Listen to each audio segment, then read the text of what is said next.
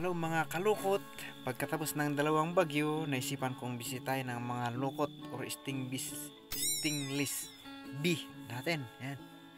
Tara, puntaan natin.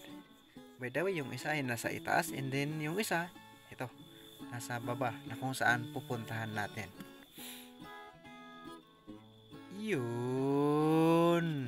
Oh, yan. Wow. Ito pala kalukot ay na-split ko since June na kung saan tag-ulan. Na supposed to be hindi pwedeng mag-split kasi tag-ulan. Kasi papasukin ng mga purid flies and then mauuod at masisira yung ating colony. Yan. Successful siya. It goes. Yan. Ayun mga kalukot. Yun, strong siya. Bakit? Kasi ang dami nila. Yun. By the way, kalukot, kung ganito lang na inspection, yung titingnan lang yung mga box or outside the box, hindi na kailangan magsuot ng face protection kasi hindi sila umaatake pag ganito.